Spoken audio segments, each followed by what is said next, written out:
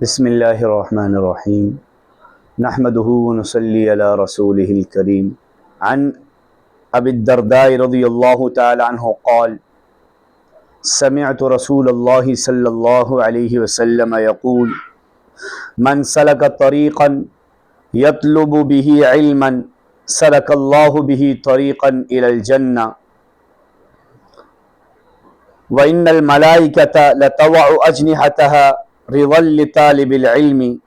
وإن العالم يستغفر له من في السماوات ومن في الأرض أو كما قال عليه الصلاة والسلام۔ ناظرین، ہم نے پچھلی ویڈیو کے اندر اس پہ بات کی تھی کہ دین کا حاصل کرنا ہر مسلمان کے لیے ضروری ہے۔ تو آج ہم بات کریں گے حدیث ہی کی روشنی کے اندر اس حوالے سے کہ جو لوگ دین کو سیکھنے اور سکھانے کے اندر لگے ہوئے ہیں، دین کو سیکھنے اور سکھانے والے ہیں، ان کا اللہ اور اس کے رسول کے ہاں کیا مرتبہ اور مقام ہے۔ اس حوالے سے ایک حدیث سنیں۔ حضرت ابو درداء رضی اللہ تعالی عنہ سے روایت ہے، وہ فرماتے ہیں کہ میں نے آپ صلی اللہ علیہ وسلم کو یہ فرماتے ہوئے سنا کہ جو بندہ ایک کسی راستے پہ چلتا ہے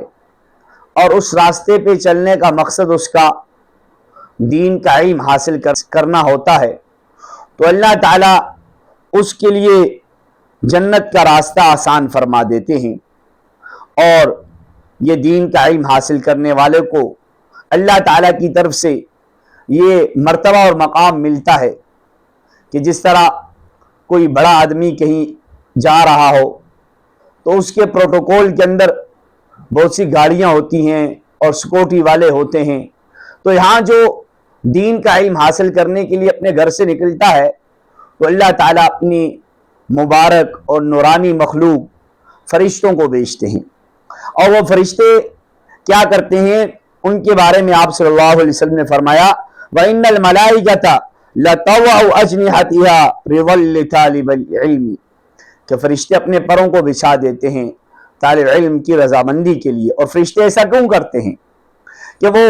جو دین کا علم حاصل کرنے جا رہے ہوتے ہیں اس کے اس عمل کو پسند کر کے فرشتے ان کے لیے اپنے پروں کو ان کے راستے کے اندر بچھا دیتے ہیں۔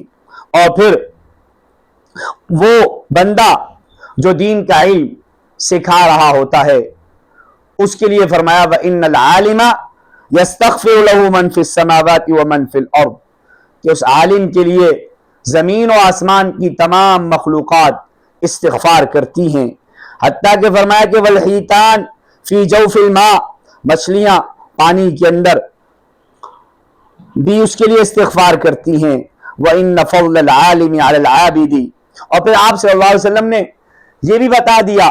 کہ ایک آدمی عبادت کے اندر لگا ہوا ہے اور ایک آدمی دین کا علم سکھانے کے اندر لگا ہوا ہے، دونوں کا مرتبہ اور مقام کس کا بڑا ہے؟ تو آپ صلی اللہ علیہ وسلم نے اس حوالے سے فرمایا کہ عالم کی فضیلت عابد پر کفضل القمر لیلۃ البدر علی سائر الکواکب،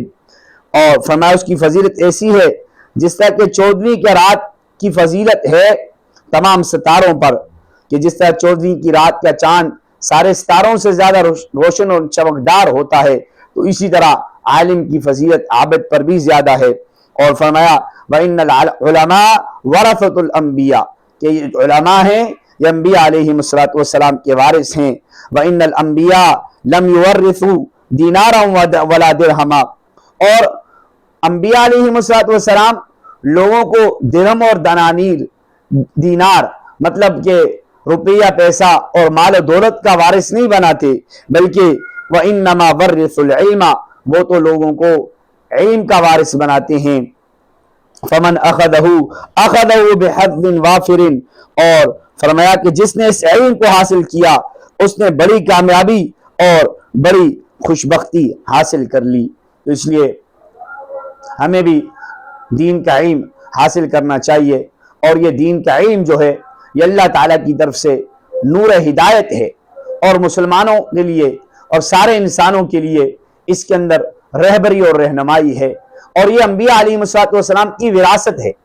ایک مرتبہ حضرت ابو ہریرہ رضی اللہ تعالیٰ عنہ بازار میں گئے اور دیکھا کہ لوگ خرید و فروخت کے اندر اپنے کاموں کے اندر لگے ہوئے ہیں، تو انہوں نے کہا کہ لوگوں تم یہاں بازار کے اندر ہو اور مسجد کے اندر تو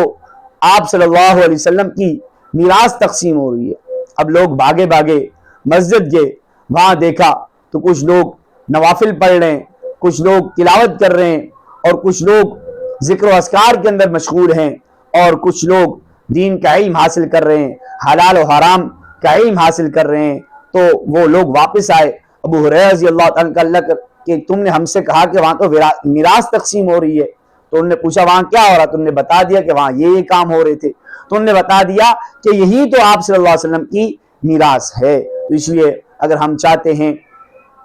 کہ ہمیں یہ بات معلوم ہو کہ اللہ تعالیٰ ہم سے کن باتوں سے راضی ہوتا ہے اور کن باتوں سے ناراض ہوتا ہے، اور آپ صلی اللہ علیہ وسلم کی شفاعت آخرت کے اندر ہمیں کس طرح مل سکتی ہے، اس کے لیے ضروری ہے کہ ہم دین کا علم حاصل کریں۔ تو اللہ تعالیٰ سے دعا ہے اللہ تعالیٰ ہمیں صحیح طرح دین کا علم حاصل کرنے کی اور اس پر عمل کرنے کی توفیق عطا فرمائے۔ آج کے لیے اتنا ہی، باقی انشاءاللہ پھر اگلی ویڈیو۔